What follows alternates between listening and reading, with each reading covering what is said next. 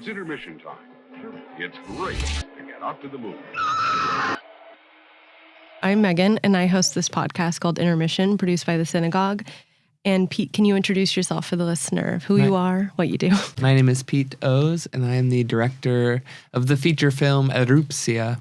Beautiful. And I have some of your other projects here. I was going to say, I don't know if you know this, but you've worked with Frank Mosley, and he is a prior guest of ours and a friend. I love Frank. Yeah. I've done 2 movies with Frank. Yeah. We were me and Olivia, our producer, were joking that Frank knows everyone. He does. He's like a gem of a person. Mm-hmm. And then we also have Charli in common. She came on the podcast as well. Amazing. Yeah. She was here maybe like 2 months ago or something to promote the moment. Yeah. I'm excited to talk to you today and to get the ball rolling. This is a question we ask everyone that comes on the show. No right or wrong answer, but wherever you want to take this. If you were to pick a film that describes where you're at in life right now, what comes to mind? But where am I in my life? That's the question. I first have to figure that out before I can figure out what the correct movie is. Well, I just moved. That's what I was It's a thinking. new era in the city. I think... Am I Home Alone 2? Lost in New York? Yeah, I like that. Those are fun. Maybe. I like it. If we're going Home Alone 2, do you feel like the adventure and the adrenaline of those movies? I feel like Home Alone 2, it is exciting and familiar. Mm-hmm. He has been alone before. But now he's alone in a new place. Yeah. and what's beautiful about those movies is the way in which stakes exist. Where like if it was more real, this is actually very concerning that this young child is being like pursued by these adult men who want to essentially kill him, and yet it feels very playful. Mm-hmm. And he gets to set some traps and be clever and be funny. So I think it's maybe a pretty accurate choice. I like this answer. And it's the first time someone has said it as their answer, so that's fun. It's also like incredibly literal, which is fun. Okay, so like you said, we'll be talking about your film ERUPCJA. Before we get there, I want to talk about just general film taste, like get to know you and the kind of movies that you like to watch. What is a film that changed for you over time? Like maybe something you were watching when you were younger or first getting into the film that you watch now, but its meaning, it's whatever you got from it has evolved.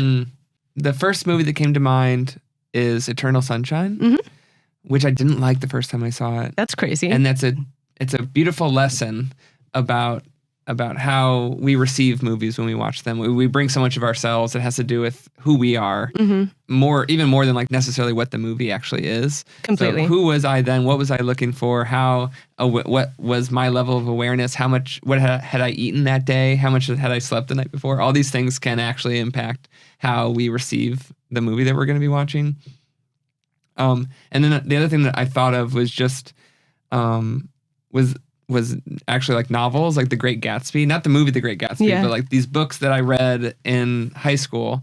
And as a kid, just thought this was kind of boring. It's an assignment. I have to read it. And then as you move through life and you grow, you start to see that there's a reason this is a literary classic. There's a reason that all these people keep referencing it because of all the different ways that it speaks to what, life actually turns into, how interesting and complicated adult interactions can be, and complex. And so I think a similar type of thing where with Eternal Sunshine, where I'm a teenager just like wanting the fantasy elements and not seeing all the sadness that is in that movie, all the challenges of being in relationships, of how stuck in our own heads we can become, how much pain is felt through loss. And I think that's a beautiful thing, that as we mature as a person, that these works of art, they don't change, but we change, and thus our experience, our like relationship to them does change. Yeah. Had you been in a relationship yet when you first watched Eternal Sunshine? Probably. I mean, I want to say, not a real one. Yeah. You were young. Like these like kid relationships that are not real and not really that deep and are beautiful in their innocence, but do not come with the complications of real life. Yeah. That is reminding me, I saw a tweet the other day of a girl tweeted that she was about to watch Eternal Sunshine and she had just gone through a breakup and it went kind of viral. And then all the comments were like, because she said, I'll give an update after I watch it. And then she never gave an update and everyone's like, oh, dude, that movie got her. Or she like Eternal Sunshine social media or something. Yeah. The notion, I talk about this a bit on the podcast too, about just how your perspective switches at different moments of watching or consuming the same thing. And I've been on this kick of like, I never cared about history that much as a student in high school or whatever. And now I'm obsessively watching documentaries and trying to catch up on world history because it was lost on me at the time.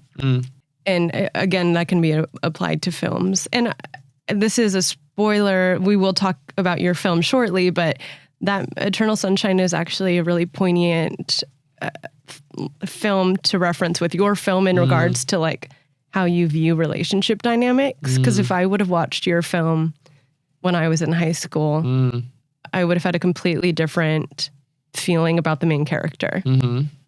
But I'll elaborate later. What do you respond to more when watching movies? Structure or feeling? What is like something that you hone in on as a viewer? At this point of watching movies and making movies, I really respond to ideas. I like seeing them. I like feeling them. I like feeling like this movie has ideas. And that can come from all the different places of a movie. That like we are doing things for reasons. I think about Kubrick a lot. And his movies are so full of ideas. And what I love is that the ideas are both big and small, where there's often like one big idea that the movie is built around that then gets extrapolated and reflected in all these smaller ideas, whether it's structural or performance or stylistic. Most recently, The Zone of Interest was a movie that just gave me hope, actually. As like heavy and challenging as that movie is, the way in which its themes are also reflected in its like aesthetic choices, its style. It's really, I would say, groundbreaking production approach. Like literally how the movie was made is connected to the message that it is exploring. And so it's these kinds of like ideas that get me excited to watch and to make. That movie specifically makes me. I actually did see it with Olivia, our producer, and right when it ended, it took me a while to fully grasp what I felt about it, and it was one of those that grew and grew and grew on me, and I could not stop thinking about it. When it first ended, though, I think I was just bombarded by like, what do I feel? But I think that's one of the coolest feelings to feel after a film is like, what on earth am I getting from this? I like to be challenged. I also like to be taken care of. I like to feel like I'm in good hands, which I think Jonathan Glazer is one of the best at, where you feel that even though you may not make sense of it, that he has an intention for it. Yeah. And we're, I don't know, we're like bringing expectations to a movie is, I don't recommend it, but we're so used to seeing movies that tell stories in certain ways, that present situations in certain ways, and to like the way they made that movie is crazy. The way like just how it was literally filmed, the way they set up that house with essentially like hidden cameras, and the actors are just having to exist and not really know where the cameras are and how they're being covered and what it's going to do. The way that like releases all this artifice creates a really different feeling for the audience because it isn't what we're used to seeing. And that can be, I mean, that is uncomfortable and that's challenging. And it's not telling a story in a way that is, I don't know, that we've really seen before. And that's really disruptive too. It's like Rites of Spring. It's like once, like the, whatever year that was, 1800s, I feel like, when that music was performed and it caused a riot because people just like didn't know what to do with it. Like it was like too disruptive to their expectations, to how they were used to hearing things. But that opens new doors. It new pathways to understand the human experience.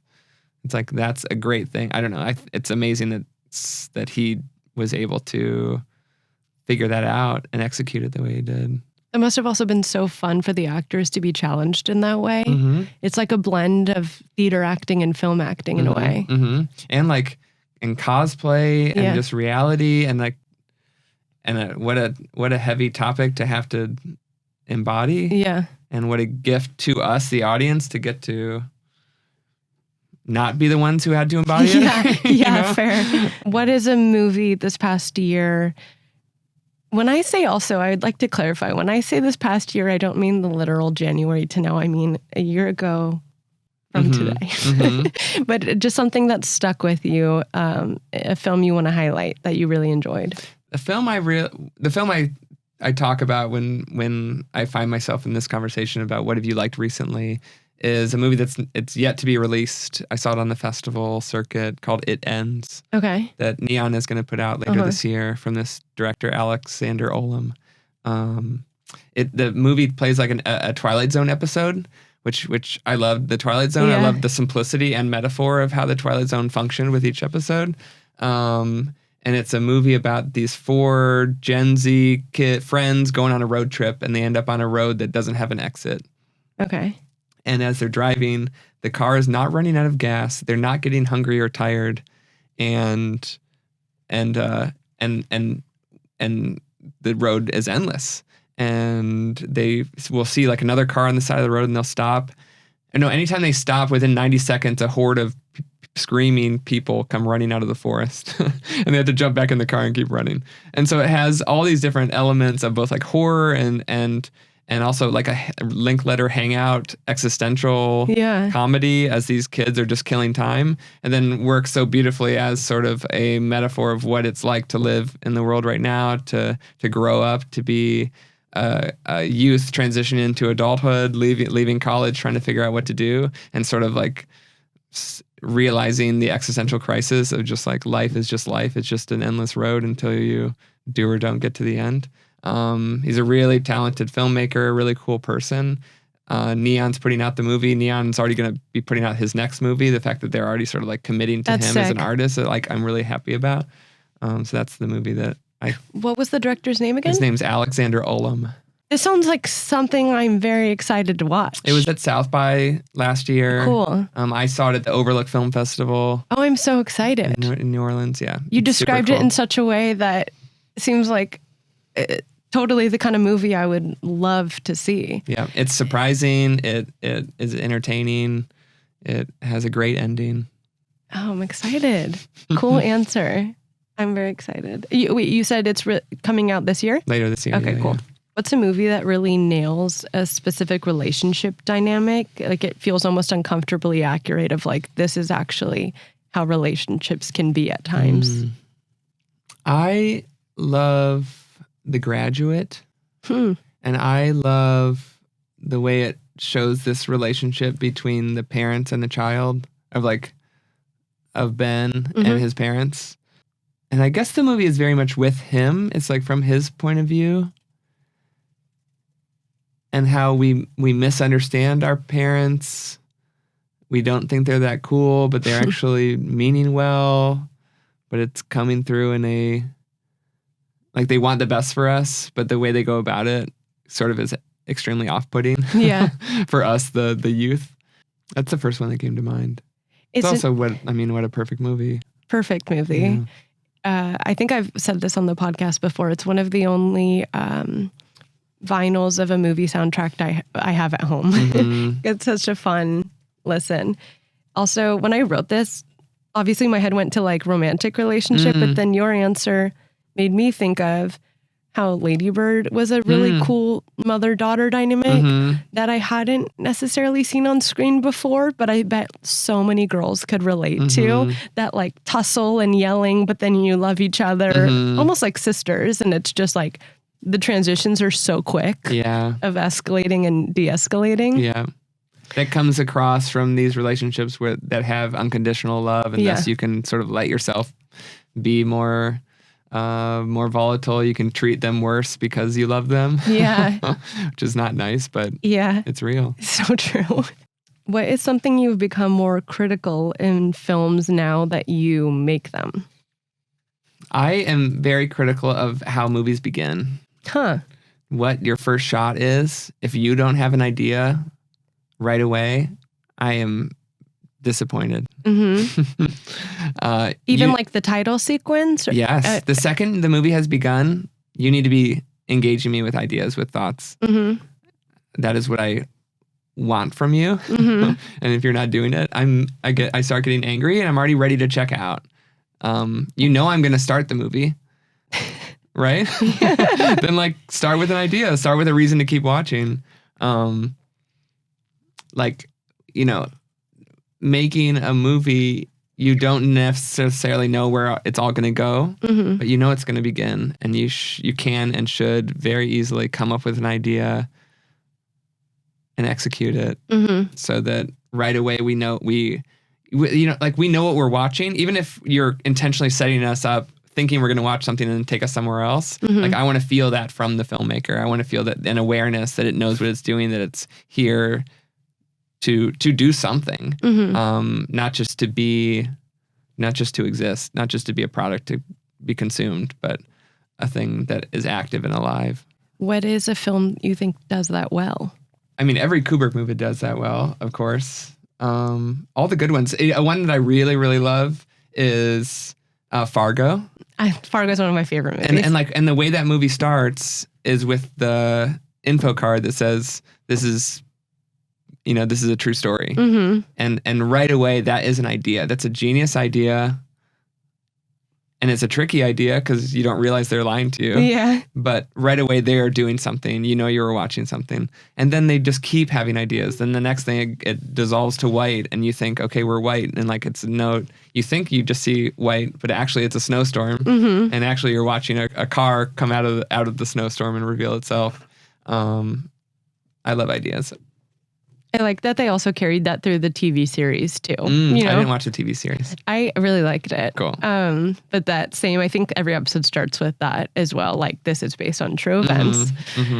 I am a graphic designer, and so I love an intro title, the title card, and then the sequence of like, what's that called? When all the title sequence, like all the director and the actor, what's the word for that at the end? The opening credits? Yeah, opening credits, I guess. And a film that I really, really love, Enter the Void. Like that title sequence and the editing and the colors and the graphics, and you feel like you're in a club and it's chaotic. That's an idea. I love it so much. It makes me want to I had made actually a video for the podcast. Just sometimes I'll make like a fun little edit of like movies you should see. And I made one of like movies about that make you want to go to a party, and I included Enter the Void, and people were saying that was a chaotic answer. But I was like, it makes me want to dance. The music, like, I know it's not a positive, obviously there's a lot of darker elements to that movie, but I still wanted to go dancing. Okay, and last question for this section. What's a risk in filmmaking you wish more people would take? The first risk you take is that what you're going to make is not going to be good. And you got to start, and you got to be okay with it and jump off the cliff. The other risk that I would love to see filmmakers embrace is, it's a really simple thing. And it isn't always correct, but it is a risk that I think can lead to new creative solutions, which is don't always show the people that are talking. It's a really like conventional, traditional, almost like origins of television type thing of just even like further in history of as we're receiving recorded images that it's disorienting because we don't know what we're seeing, and so we're just wanting to make sure the visual is connected with the audio. And so it's a really basic thing of like, if I'm talking, I see me. If you're talking, you see you. And it just cuts back and forth.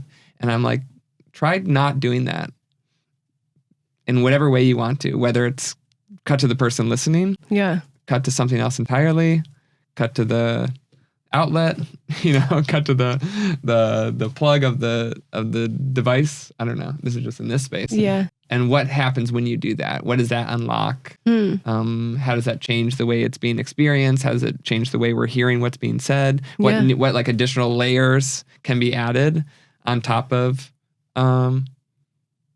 what's being heard? What I believe will then happen is then you will cut to the faces when there's an idea for it, when there's a reason for it, not just for the default of because they're talking, I should look at them. Yeah. Half the time when we're talking, I'm like not looking at you. Yeah. Like I'm thinking, you're watching me think. Yeah. There's all these reasons to like check in with that person, but it doesn't need to be just because they're talking. Yeah. Oh, that's a fascinating point. I really enjoy that.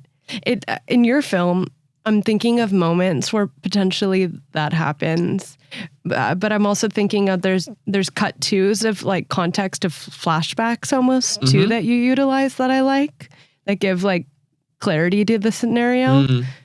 What a cool spin. I think that I hope to see other people, and I bet people do use that tool and I just don't notice it. And so now I'm going to notice when I'm watching movies. Okay. Now to get into your film, ERUPCJA. Am I saying that correctly? You said it correct earlier, but right here you did it a little wrong. It's ERUPCJA. ERUPCJA. Yep. I think because you had recently said it, it was in my head. It's tricky. It's Polish. I wrote it phonetically, but I like that cia. Can you give a brief description of the premise? ERUPCJA is about a British tourist traveling to Poland with her boyfriend, and at a transitional moment of her life where she's wondering what she wants to do next, and who reconnects with a childhood friend as she complicates her romantic life. And so it stars Charli. And I had read online that you were introduced to Charli through your other actor in this film, Jeremy O. Harris, and you'd worked with Jeremy O. Harris in a prior project. Is that all correct information? That is correct. 2 prior projects with Jeremy. We had made 2 movies the previous year. One, a film that I directed called The True Beauty of Being Bitten by a Tick. Yeah. And then I also was the editor of the documentary that he directed about the play that he wrote, Slave Play. Yeah. That's a documentary called Slave Play, not a movie, a play. And he is kind of like first and foremost a playwright, right? Or he kind of does it all. I mean, that's how he's known. Yeah. And prior to that, he did go to school for acting. Cool. And really he just is a creative and a personality. Yeah. But his thing that really like launched him, that how he entered the public sphere, the space, was through his playwriting. Incredible. And are you someone who likes to kind of keep your team, whether it's on the back end or the actors, like you, not reuse, but you like to work with the same people? I love working with the same people. Yeah. These people become my friends. Yeah. and making another movie is an excuse to get to hang out with them again. That's fun. Then I also like involving new people because then I get to make new friends. They also introduce new perspectives and ideas and practices that I get to then incorporate into my life. But when you find something that you like, when I find something that I like, I definitely return to it. I'm a creature of habit. I am eating the same breakfast every single day. I'm mostly wearing the same clothes most days. That is not me. I don't have Spotify on my phone. I just have a few albums on like in the music app that I just listen to over several months. That's all I'm going to be listening to. Sometimes certain days will just be one song that I will just have that on repeat. I'm on the spectrum, I'm pretty sure. That's so funny. Yeah, because this is completely unrelatable to me. Like no day of mine ever looks the same. Like every single day is like there's no structure. Something about like each time I eat the lunch that I make every day, I always like it. Yeah. I enjoy it. It makes me happy every single day. Yeah. But I also don't necessarily want to think about that. I like that that's just there consistently. Yeah. I know what it's going to do for me. It's going to check all the boxes of nutrients and proteins and carbohydrates and be what I need to then have completely unstructured creative engagement where who knows what that's going to be, what's going to happen there. But I have a foundation of just, I know how it feels to wear those shoes. Yeah. You know? Yeah. I can count on that. Yeah, that makes sense to me. Then you have that open room, and then your creativity is where the dabbling happens. I wanted to ask you, with bringing Charli on board, did you have any like apprehension to her because she's new to acting? And she's leading. I mean, this film, it's a small cast, so everyone kind of has a prominent contribution to the film. Yeah. But what was that dynamic like? I didn't have apprehension about her acting. I've worked with like full non-actors before, and what makes you want to bring them on? I like anyone. Yeah. I'm usually just the universe has presented them to me, and their vibe is good. Okay. They're open. They're down to clown.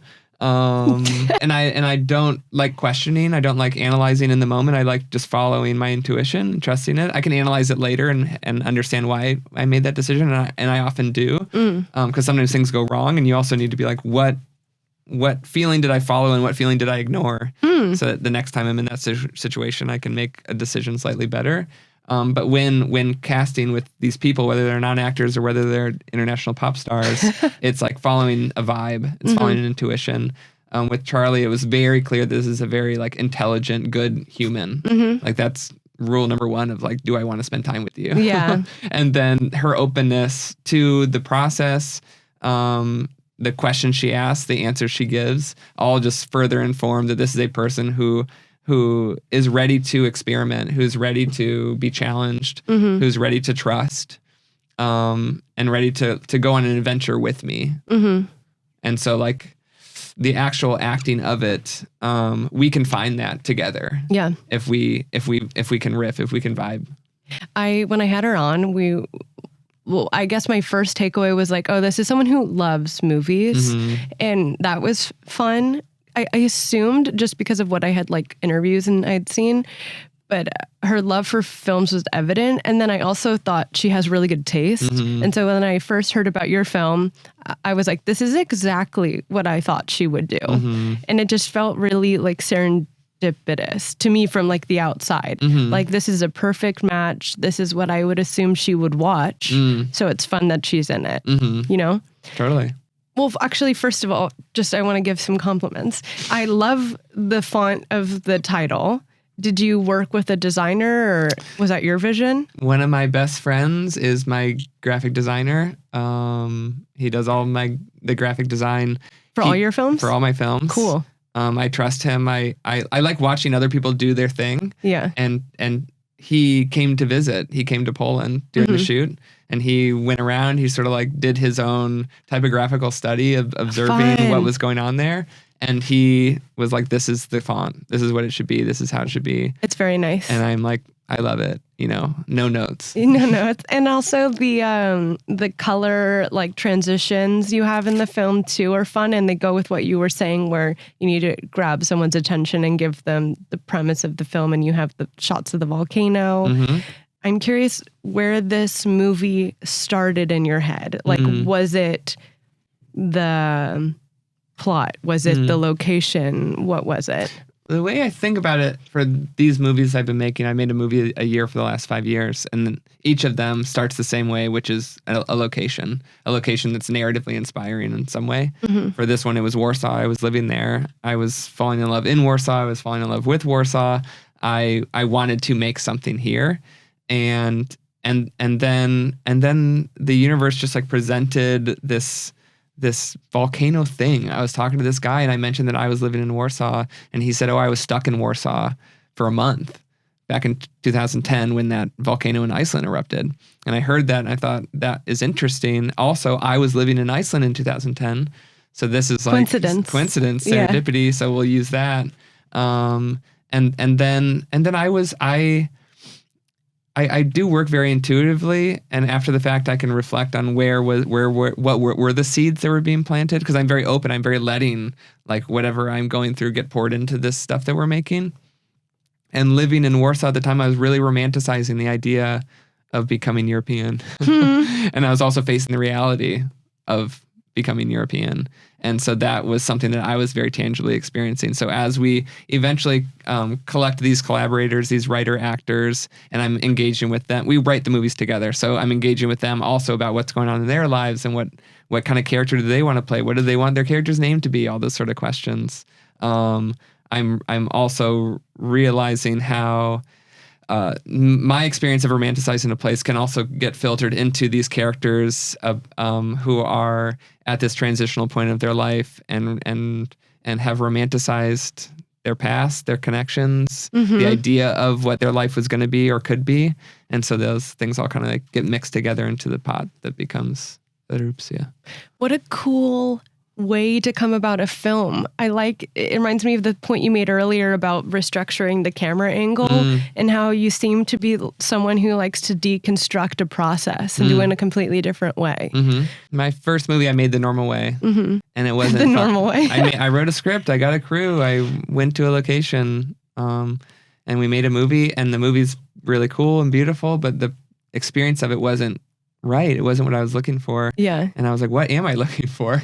And I realized for me, I'm doing it because it was fun to make videos with my friends when I was 15. And I was like, so what if I just did that? What if I made every decision? What would I do if I was 15? Yeah. And what that does is like, it brings us back to basics. It like pulls away all the hierarchy, all the structure. And it's just like, now we're just with the building blocks of creativity. And thus you don't know the rules anymore. You don't know that you should show people's faces, and you're just discovering, and you're alive, and you're connected, and you're having fun.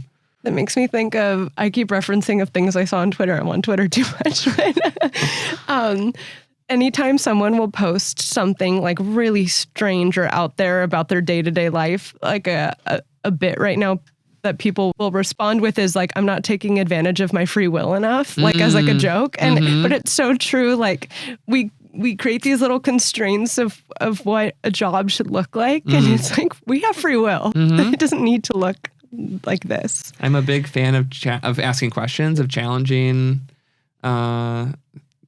everything. Why do we do things the way we do? Why do we think the way we do? And when I question those things, I start to peel back layers, and I'm just trying to get down to some sort of simple core truth. And that becomes very freeing and very empowering when you realize all the things that you don't need, and you realize the very few things that do matter that you are going to hold on to. And then you get to move very nimbly and very freely towards what you know is important to you. When you were talking about romanticizing in general in life, and then Warsaw specifically, it reminds me of the different moments in the film where it's almost like a joke a bit. Like, you came to Warsaw to have a proposal, and like, why not Paris, or why not? And I thought that was like a funny recurring joke in there. But it's like, what makes any place romantic? Yeah. It's like we project onto it. We tell our own story about things. Yeah, because it's like, a city. It's a city. It's like any city. And honestly, when you travel around a lot, like, you start to realize most cities are basically the same. Like, there's small nuances of differences, but it's more like what you're bringing to it, the friends you have made, the experiences you had, and now all of a sudden, like, I don't like Paris. Sorry, Paris, I don't. But because it's like the experiences I've had there, like, start to color it. But other places I've been to because of. And I have a friend who lives in Porto, and I went there, and I like wanted to love it, but I got food poisoning. I ate some like bad fish, and like that trip, it leaves a bad taste in my mouth. So I'm like, I don't know if I really like Porto. It's not fair to Porto. It's also not fair to any place that like you aren't just like letting it be what it is, but we can't help but do that. We can't help like be humans and bring our own experiences, and then feel one way or the other about everything. I wonder if Paris is going to come for me.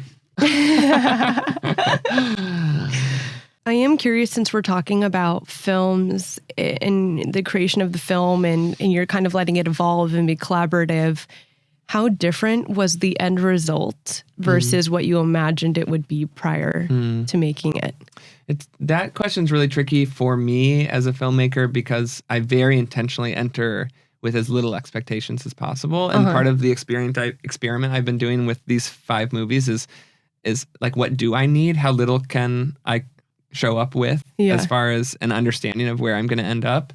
And so on this one, I'm definitely not imagining what the end thing is. Yeah. I'm I feel like I'm playing a game of chess, and I've studied how to play. I know how all the pieces work. I've prepared several different openings. Yeah.